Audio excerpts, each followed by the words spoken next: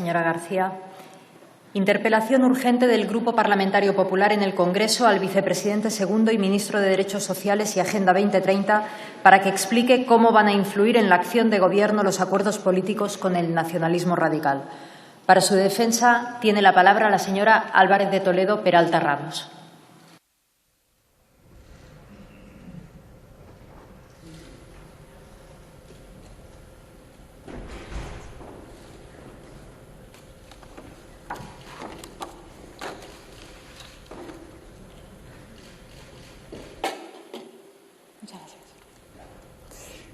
Gracias, señora presidenta. Señor vicepresidente segundo, pacta sunt servanda. Efectivamente, lo pactado obliga. Y el primer pacto que nos obliga a todos, y a usted en particular por la responsabilidad que ostenta, es el pacto constitucional. El ejemplar acuerdo democrático cuyo artículo 2 establece que la soberanía reside en el conjunto del pueblo español. A usted ese pacto le gusta poco. Ahora se pasea con una Constitución en la mano, recitando artículos como un predicador. Pero no, usted no es un converso, es un impostor. Vamos a los hechos. Primero, los más recientes. El pasado jueves usted se erigió en doble portavoz de los máximos agresores de la democracia española. Por un lado, salió raudo y desafiante en defensa del acuerdo suscrito en esta Cámara con Bildu para liquidar la reforma laboral. Por otro, volvió a arremeter contra la justicia y defendió el indulto para 2 condenados por sedición. Es decir, en el mismo día usted promovió un doble indulto. El indulto judicial del nacionalismo golpista y el definitivo indulto moral y político del nacionalismo filoetarra. En realidad, señor vicepresidente segundo, más que el indulto de los Jordis o los Oteguis, lo que usted debería solicitar es su propio indulto. Porque vamos a la hemeroteca. Es su cruz, lo sé, y eso que de momento ni siquiera voy a citar sus vínculos con la dictadura venezolana. Analicemos su relación con la democracia española. Así podremos comprobar, también usted, hasta qué punto la superioridad moral que exhibe frente a mi partido y otros es puramente irrisoria. La suya en realidad es una inferioridad moral. Esta mañana clamaba usted, nos jugamos la democracia. Sí, pero por usted. Usted es el que ha jugado y sigue jugando contra la democracia. Primero, el terrorismo. Usted tiene una larga relación de intimidad antidemocrática con el inframundo de ETA.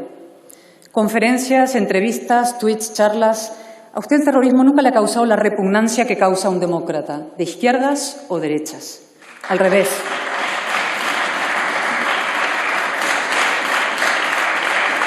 Usted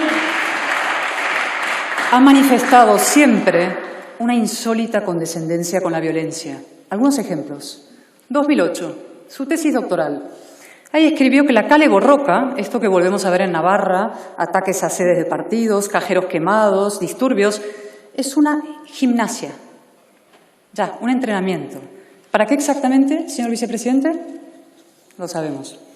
2011, en Twitter. Aquí ya se erige usted en abogado defensor del terrorista Otegi. Qué escándalo que se le condena a 10 años de cárcel, decía. Unos años después, celebraba eufórico su liberación. Una buena noticia para los demócratas, porque nadie debería ir a la cárcel por sus ideas. ¿Por sus ideas, señor vicepresidente? Si en España se condenan las ideas, usted estaría en la cárcel. Esto se lo he explicado varias veces al diputado Rufián, que está en proceso de entenderlo. Pero sigamos. 2013. En la televisión, su medio predilecto. Cualquier demócrata, decía, debería preguntarse si no sería razonable que los presos de ETA no deberían ir saliendo de las cárceles. Lo más chocante de la frase es el uso de la palabra demócratas. ¿Para ser un demócrata hay que desear la libertad del terrorista? Entonces, los que pedimos simplemente justicia, un castigo proporcional al crimen, ¿qué somos? Fascistas, eso. Con estas ideas tan avanzadas se ganó usted un merecido prestigio en el civilizado ambiente de las arricotabernas. Allí le invitaban y allí comparecía. Esto es lo que dijo usted una tarde en Navarra.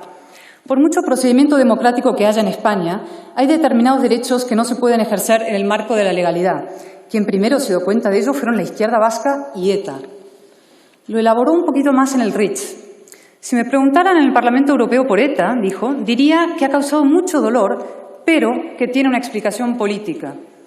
En esa sucia adversativa está la clave de su posición. Usted considera que el asesinato político es un derecho derivado del derecho de autodeterminación. Y por eso, en aquella misma taberna navarra, se ofreció usted para una misión especial. Me gustaría, dijo, que me dejarais ser como vuestro embajador.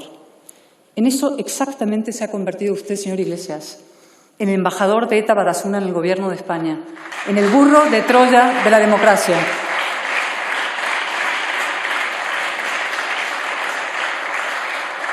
En el burro de Troya de la democracia y también, tras el último pacto con Bildu, en la principal amenaza para los más vulnerables. Dirá usted, pero Bildu es un partido legal, sí, pero no es un partido democrático.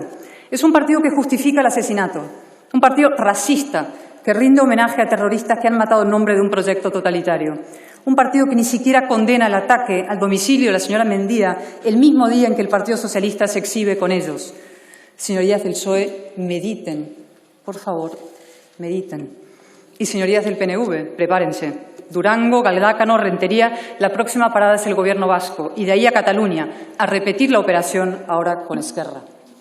Señor Vicepresidente segundo, usted dice, yo defiendo el derecho de autodeterminación.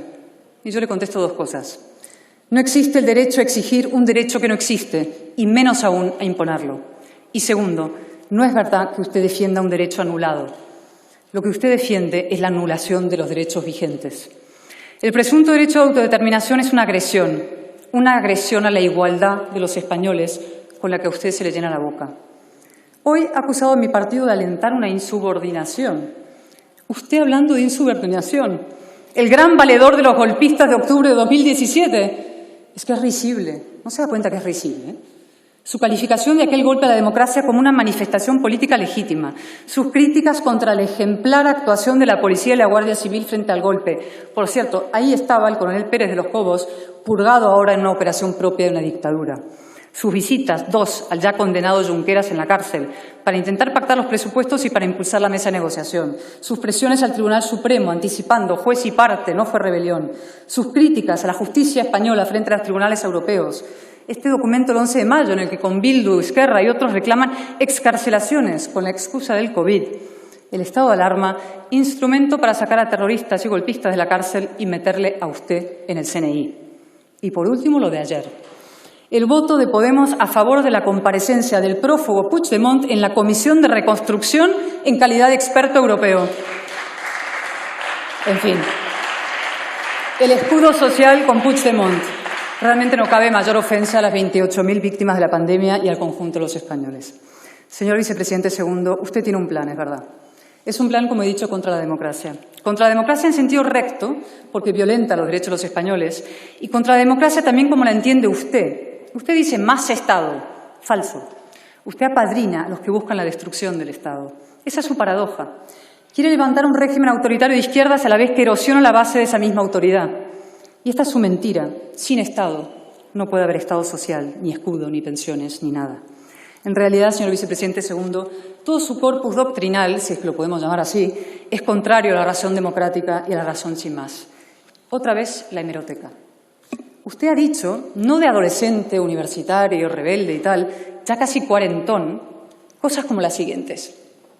Pido disculpas por no romper la cara a todos los fachas con los que discuto en la tele. Quizá cuando acabemos esta charla, en vez de mariconadas del teatro, nos vamos de cacería a Segovia a aplicar la justicia proletaria. Me gusta quien moviliza al ejército para decir a los mercados, cuidado, que las pistolas ahora las tengo yo. Otra. El astuto Mao Zedong decía que el poder nace de la boca de los fusiles, y así sigue siendo. Lo de astuto es formidable, tratándose del mayor asesino de la historia. ¿Y esa obsesión con las armas, de dónde le sale? Aquí otra vez. Estamos construyendo ese contrapoder social que hace que a un joven se hace una pintada, si tira un cóctel molotov o incluso si saca una pistola, le proteja a una parte de la sociedad. El siguiente se lo vamos a dedicar a la ministra de Igualdad. Uno puede afrontar las elecciones de una manera masculina, por cojones. Le decimos al poder, aquí estamos yo y mis pelotas frente a ti. Bonito. El último es definitivo. La democracia es incompatible, dice, con el monopolio de la fuerza por parte del Estado. Está diciendo que la violencia contra el Estado o entre particulares es legítima. Usted, señor Vicepresidente segundo, legitima la violencia. Incluso a veces la practica. El escrache a Rosa Díez en la Complutense, el jarabe democrático para dirigentes del PP. Su apoyo a Rodrigo Lanza, aquel que mató a un hombre por llevar tirantes con la bandera de España. y ya la semana pasada sus amenazas a la presidenta Ayuso y a la señora Abascal. Como el señor Torra, usted pretende ahora mantener un pie en las instituciones y el otro en los escuadrones. Pensará, supongo, que es más fácil hacer la revolución desde el poder. Desde luego más cómodo, seguro que es. Yo quiero decirle que no hay en ningún gobierno de Europa un dirigente del que pueda citarse semejante arsenal de expresiones y hechos contra los valores de la Europa democrática, pacífica, moderna y civilizada. Varoufakis español. Ojalá. Usted es una anomalía europea. Sus posiciones son de una marginalidad radical. Y no solo por comunista. Como comunista, ciertamente debería usted pedir perdón por los millones de muertos que hermanan a sus ideas con el nazismo. Sus posiciones son marginales, sobre todo, por su vinculación con la violencia. Liquidar la transición, que es un monumento a la reconciliación y la obra política más importante de nuestra historia. Acabar con la Constitución, que es la paz civil española, el marco que nos permite vivir juntos los distintos. Nada de eso puede hacerse contra la otra mitad de España por vías democráticas pacíficas. Usted solo podría imponer su proyecto por la fuerza o en circunstancias muy particulares y lo sabe. Lo reconoció en 2013. Cuando hay elecciones, dijo, en condiciones de normalidad, los comunistas nunca ganan. Los comunistas han tenido éxito en momentos de excepcionalidad, de crisis. Eso es. Usted está aprovechando la pandemia, la tragedia española para hacer avanzar su proyecto, que en definitiva no es otro que el fracaso de la España constitucional, la más justa y fértil de la historia. Y por eso yo no debería dirigirme tanto a usted hoy como a los socialistas, es verdad. Quizá no a la tercera fila hoy, primeras filas. ¿Qué puedo decirle yo a la señora Lastra, la infeliz firmante del pacto con Bildu, o al señor Simancas, que aceptó la humillación de tener que culpar de dicho pacto al PP? Pero sí a la bancada y sobre todo a los votantes. Hay, es verdad, una España atávica, cuartelaria, autoritaria, una España bravía y sanguinolenta, una España que se regodea en el racismo, el conflicto, el odio, la violencia. Esa España ha tenido además su proyección en América Latina, en la figura del caudillo, militarista, pendenciero, incluso un punto ridículo si las consecuencias no fueran dramáticas. Un Chávez, un Maduro, usted me entiende. El señor vicepresidente segundo enlaza perfectamente con esa tradición. Es la versión contemporánea del caudillo iberoamericano que tantos prejuicios enciende en el mundo anglosajón y que tantos estragos ha causado cíclicamente a la libertad y el bienestar de los españoles de ambos hemisferios. En 1978, la tercera España enterró sus dos peores versiones y una España nueva, tolerante, abierta y luminosa se puso en pie. Esa España es la que los socialistas deberían cuidar y promover junto a esa inmensa mayoría de españoles que defiende la libertad, la igualdad y, sí, la fraternidad. Y por eso, a modo de estímulo, ya para acabar, y a ver si me atienden, acabaré con unas palabras de la autoridad competente. El hoy presidente del Gobierno dijo en 2015: Pablo Iglesias ha hecho de la mentira su forma de hacer política. Miente más que habla. Estoy segura, señor vicepresidente, que no le molestará la cita. Pensará que viniendo de Pedro Sánchez Castejón es un elogio. También en esto es usted el número 2. Muchas gracias. Gracias, señor Álvarez de Toledo.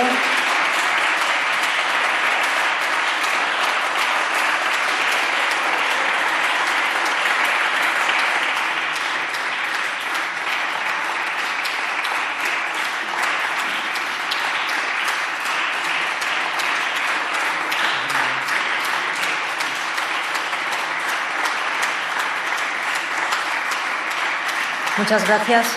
A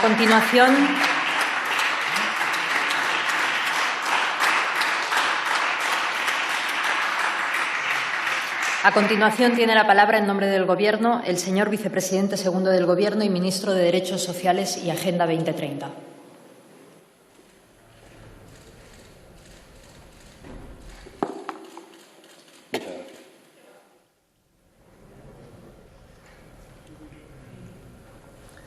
Gracias, señora presidenta. Gracias, señora Álvarez de Toledo. Hace tiempo me escribía usted un tuit en el que me decía: de marquesa a marqués, te pasaste. Hoy me ha llamado burro de Troya. Mucho más digno ser burro de Troya que ser marqués, señora Álvarez de Toledo. Fíjese, hoy usted ha perdido una oportunidad porque hubiéramos podido tener aquí un debate ideológico interesante, porque es verdad que usted y yo representamos cosas muy distintas, no hacía falta recurrir a la mentira. Creo que cuando usted recurre a la mentira, revela básicamente sus complejos y sus inseguridades. Y créame que podríamos tener un debate sin la necesidad de insultar y sin la necesidad de mentir. Celebro y me enorgullece que haya leído usted mi tesis doctoral. Quien hablaba de gimnasia revolucionaria era un ministro muy atípico, eso se lo concedo, García Oliver. Siga usted leyendo, que seguramente podremos seguir debatiendo.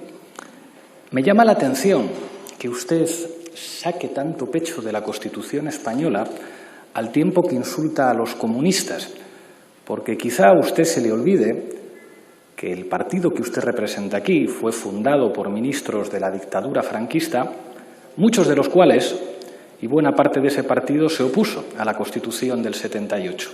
Aunque a usted le duela, señora Marquesa, el Partido Comunista de España forma parte del ADN de nuestra democracia y de nuestra Constitución, y ustedes solamente un poquito. Que ustedes vengan hoy aquí a hablar de ETA en medio de una pandemia, señora Marquesa, creo que revela hasta qué punto están ustedes alejados de los problemas reales de la gente y de lo que debería ser el papel de una oposición de derecha, sí, pero sensata, a la hora de colaborar con el Gobierno para hacer frente a una emergencia sanitaria de condiciones de implicaciones económicas y sociales muy amplias. Y aunque también nos tengan acostumbrados a las paradojas, no deja de ser llamativo que venga usted aquí a hablar de nacionalismo radical al tiempo que gobiernan con Vox y al tiempo que alientan a la gente a manifestarse contra el estado de alarma, utilizando la bandera de todos para acusar después a los demás de nacionalismo radical. Fíjese, usar la bandera constitucional para agredir al que piensa diferente es usarla para dividir y para agitar el odio, señora Marquesa. Mientras la sociedad está haciendo un enorme esfuerzo por superar un momento tan difícil, mientras los sanitarios se dejan la piel en primera línea luchando contra el virus, ustedes se han dedicado básicamente a poner zancadillas y a alentar a la gente junto a la ultraderecha a burlar el estado de alarma, poniendo en riesgo lo que ha conseguido la gente en este país haciendo un enorme esfuerzo y los profesionales sanitarios. Insultan ustedes la bandera cuando la identifican con ustedes y con sus socios ultras. No sé si recuerda usted un mitin de la CDU en Alemania, donde Angela Merkel, que se supone que es su referencia en este país, le entregan una bandera de Alemania e inmediatamente la devuelve, diciendo que ningún partido alemán se puede permitir apropiarse de la bandera que es de todos. Y en realidad, de lo que ha dicho usted aquí, creo que se deriva un debate muy interesante, señora Marquesa, y es el significado de ser español y de defender España. Dije en las últimas semanas que la prioridad principal de este Gobierno tenía que ser derrotar al virus. Todavía no lo hemos derrotado, pero es verdad que el esfuerzo de la ciudadanía y de los profesionales sanitarios nos ha llevado a estar más cerca y quizá toque en este momento hacer algunas reflexiones políticas, no solamente sobre el tipo de oposición que ustedes hacen, sino sobre algunas lecciones que está dejando encima de la mesa esta pandemia a propósito de lo que significa defender España. ¿Qué es para ustedes defender España, señorías? Defender España no es agitar una bandera muy grande para agredir a los demás. Defender España es defender la sanidad pública. Ha resultado muy revelador ver en las calles frente a los ultras algunas personas con los uniformes sanitarios. Los uniformes sanitarios, señoría, aunque les duela porque ustedes hicieron mucho daño a la sanidad pública de este país, son hoy la mejor expresión de patriotismo por encima de cualquier bandera.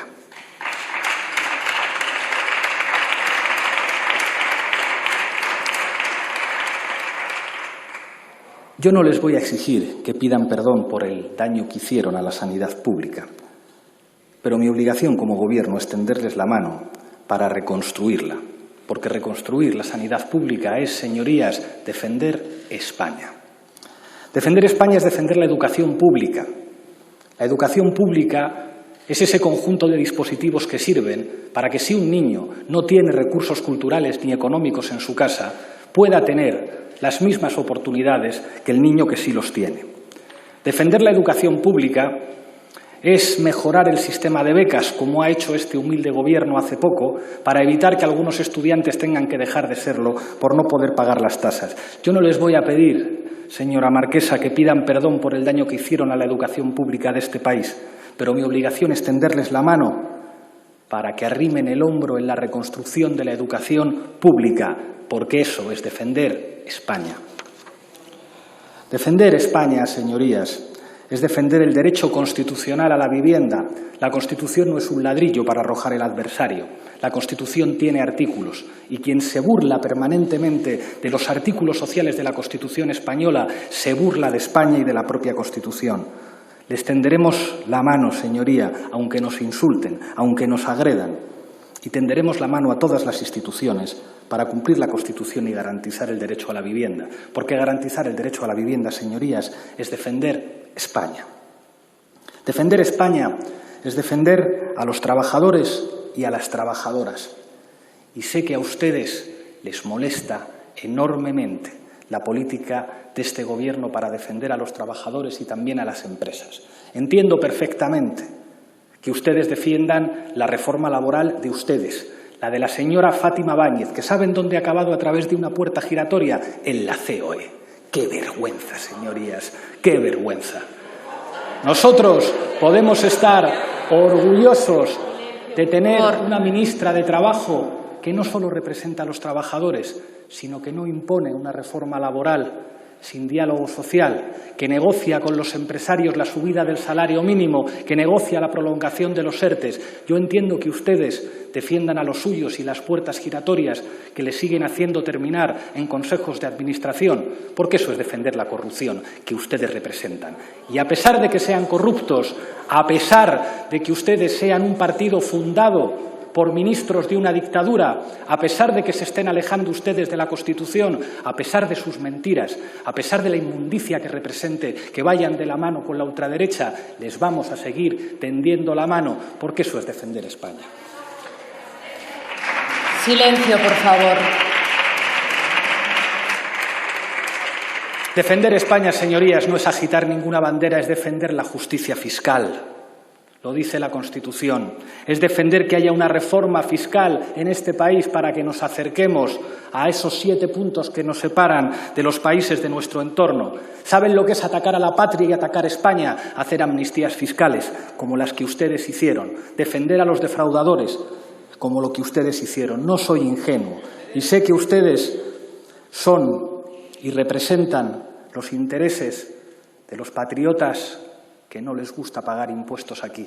Mucha banderita sí, pero después las cuentas en Suiza. Silencio, por favor. De su partido. Señor Mateu, por favor. A pesar de que sean ustedes un partido con innumerables presos por delincuentes, nosotros les vamos a seguir tendiendo la mano, señoría. Defender España, señorías, es defender un sistema de atención a la dependencia digno y reconocer que los recortes de más de 5.000 millones que ustedes provocaron han hecho que la dependencia en nuestro país esté en una situación alarmante. No les vamos a pedir que pidan perdón, que deberían. Les vamos a pedir que arrimen el hombro para reconstruir un sistema de cuidados público, porque eso es defender España. Defender España, señorías, no es solamente agitar una bandera. Por cierto, tengan ustedes cuidado, porque se ven últimamente entre sus dirigentes políticos muchas banderas de la sociedad ornitológica. Esa bandera con el pollo ibérico que revela un inconsciente que sigue existiendo dentro de ustedes. Sean ustedes prudentes en eso también. Defender España es defender la soberanía industrial. Nunca más debe ocurrir en este país que no tengamos una industria preparada para fabricar respiradores o equipos de protección individual. Dejen ustedes de defender deslocalizaciones que han colocado la soberanía de la patria en una situación de vulnerabilidad. No les vamos a exigir que pidan perdón, pero les vamos a tender la mano para que arrimen el hombro por el interés general. Señorías, ustedes llaman incluso, como esta mañana, diciendo, poniendo en valor a un viejo guardia civil que desobedeció una orden, parece que están ustedes sugiriendo que las fuerzas y cuerpos de seguridad deberían atender a lo que ustedes les dicen. Señorías, por favor. Órdenes. Les pido que sean prudentes, que están ustedes pisando un terreno enormemente peligroso, no solo para el futuro de ustedes, sino para el futuro de nuestro país. Y les digo una cosa, y con esto termino. Ni ustedes ni sus socios ultras nos van a dar a nosotros ni media lección de lo que significa ser patriota, de lo que significa ser español y de lo que significa defender España. Muchas gracias, señor vicepresidente segundo del Gobierno.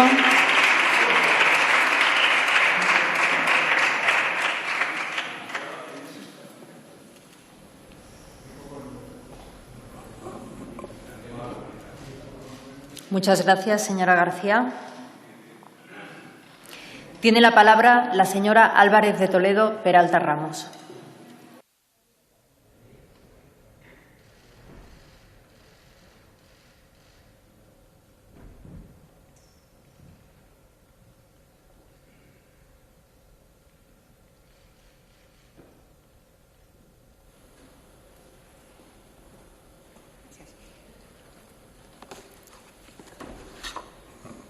Gracias, señora presidenta. ¿Cómo era aquello, señor vicepresidente, del himno de España, cutre, pachanga, fachosa? Defender a España. Venga, vamos a defender a España. Los comunistas, efectivamente, fueron útiles cuando, a diferencia de ustedes, dejaron de ser comunistas.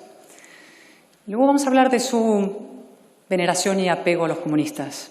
El otro día, en el homenaje a Julio Anguita, que en paz descanse, escribió usted: se nos va nuestro mejor referente político, hasta siempre. Pero es que unos años antes decía usted, en un acto, se quejaba de que mucha gente quiere resucitar a Anguita, que es como el cadáver del Cid a caballo, y le deseaba que se fuera literalmente, y perdónenme, señorías, la expresión, a la mierda. Este es su apego a los referentes comunistas y al comunismo, su hipocresía radical. Hablemos ahora de los padres de la Constitución, sí. Tenemos varios. Usted ha citado a Fraga, la dictadura. ¿Usted me va a hablar de dictaduras?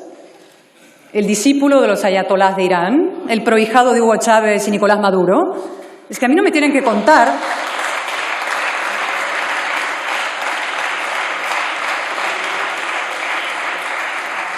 A mí y a muchos de esta Cámara no nos tienen que contar los resultados de esas políticas en Venezuela. Yo lo he visto con mis propios ojos.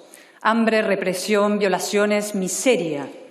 Solo desde una infinita condescendencia con la violencia y solo desde un racismo visceral, se lo diré, se puede mantener respecto a la dictadura venezolana la actitud que mantiene usted. Y una cosa más, solo cuando su padre político, Nicolás Maduro, sea capaz de hacer una constitución como la que hizo Manuel Fraga, podrá usted venir aquí a decir algo al respecto.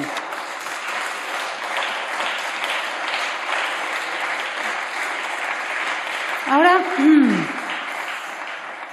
esto de defender España, la sanidad pública, la educación, todo eso se ha puesto muy campanudo a usted, ¿no? Hablemos de eso. Escudo social, dice, protección de los débiles, afirma. Vamos a ver, le voy a contar una cosa. Se lo voy a decir suavemente para que no duela mucho. La prima de riesgo española lleva su nombre. Pablo Iglesias Turrión es la prima de riesgo española. Espantajo de los inversores. Argumento irrefutable de los recelos europeos. Sus posiciones hacen imposible un rescate en condiciones razonables, asumibles, que no supongan un brutal quebranto a los más débiles de este país.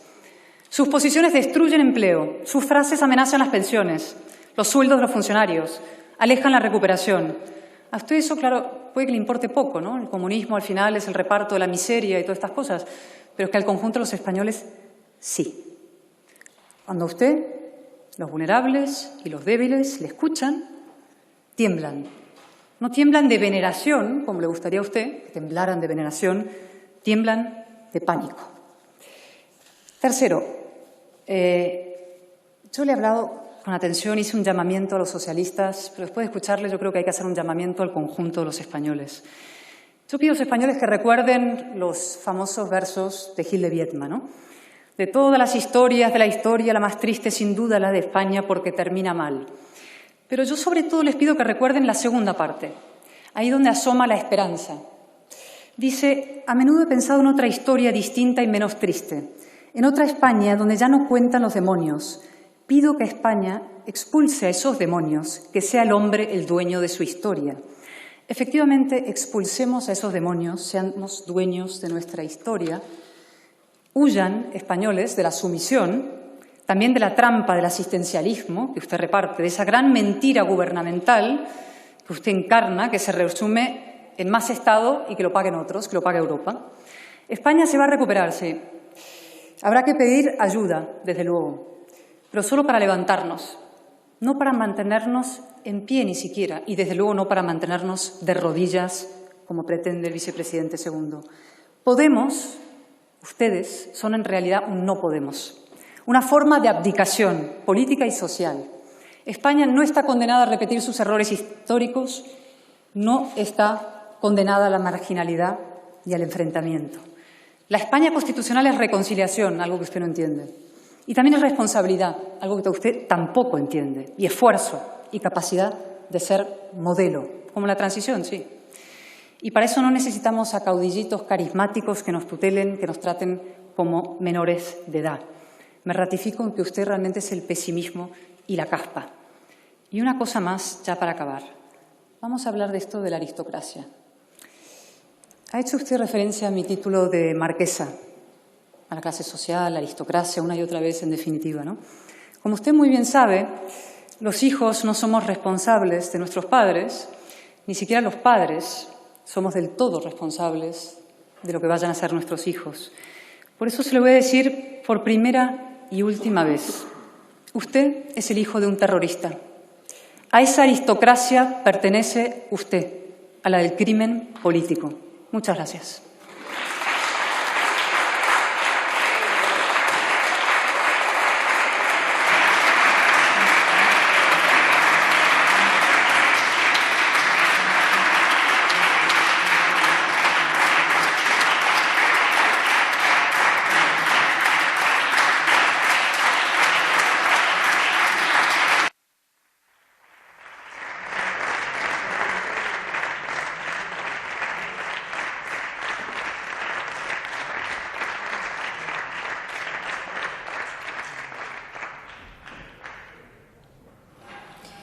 Señor Vicepresidente segundo del Gobierno y Ministro de Derechos Sociales y Agenda 2030.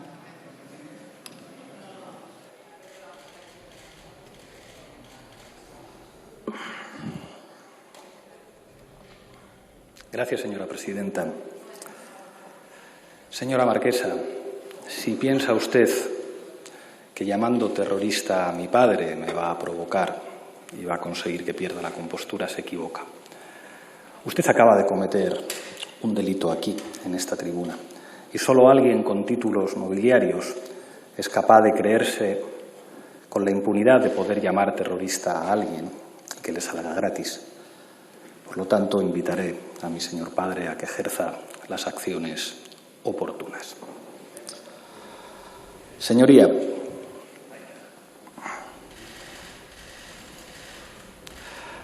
Manuel Fraga hizo un camino. Manuel Fraga era un franquista y responsable de algunas sentencias de muerte que se firmaron en este país. Pero Manuel Fraga hizo un camino. Logró fundar un partido con ministros de la dictadura que se convirtió en uno de los partidos más importantes de la democracia española. Fíjese que no soy sospechoso yo de ninguna admiración por esta figura, pero entiendo la importancia política de que los ministros de una dictadura se reconvertieran en demócratas. Eso forma también parte del ADN de nuestro sistema y hay que decirlo abiertamente. Tengo la sensación de que ustedes están haciendo el camino inverso. La escucho a usted, señora marquesa, miro al señor Iván Espinosa de los Monteros y veo a un centrista democristiano al lado del discurso de usted. Pero esto no es algo que tenga que ver solamente con su personalidad y con su estilo personal. Esto es una decisión política de partido. Ustedes han decidido colocarse en la ultraderecha y el responsable es usted, señor Casado. porque las diferentes piezas que usted mueve para que salgan aquí son su responsabilidad política. Y yo sé, Pablo, que tú no piensas así. Tú no eres un ultraderechista. Entiendo que alguien te ha convencido de que es la estrategia más beneficiosa para tu partido ocupar posiciones de extrema derecha. Te pediría que lo consultaras con la almohada, que lo reflexiones, porque hacer el camino inverso al que hizo Manuel Fraga, volver a las posiciones que os dieron origen, insisto, no solamente puede ser muy perjudicial para vuestro futuro, puede serlo también para nuestro país. Vamos a seguir gobernando y haremos algunas cosas bien y haremos algunas cosas mal. Pero me preocupa enormemente que el principal partido de la oposición, que la derecha en este país, haya decidido situarse en la provocación, en la mentira, en la falta de respeto y en posiciones de ultraderecha. Nos tendrán enfrente. No solamente no les tenemos ningún miedo, a pesar de sus amenazas, sino que la ciudadanía de nuestro país les situará en el lugar de la historia que les corresponde. Muchas gracias. Gracias, señor vicepresidente segundo del Gobierno.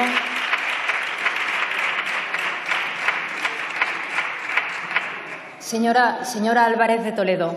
Señora Álvarez de Toledo, quiero pedirle si quiere retirar, por favor, del diario de sesiones la expresión «su padre es un terrorista», refiriéndose al vicepresidente segundo del Gobierno.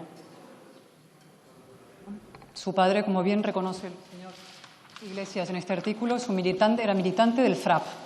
Gracias. Lo retiraremos del diario de sesiones. Muchísimas gracias. ¿Cómo? No, ¿por qué? Continuamos con el punto correspondiente. Señorías, por favor. Continuamos con el punto correspondiente a la convalidación o derogación del Real Decreto Ley 18/2020. Señorías, por favor. Señorías. Ruego silencio, por favor. Ruego silencio. Continuamos con el punto correspondiente a la convalidación o derogación del Real Decreto Ley 18/2020.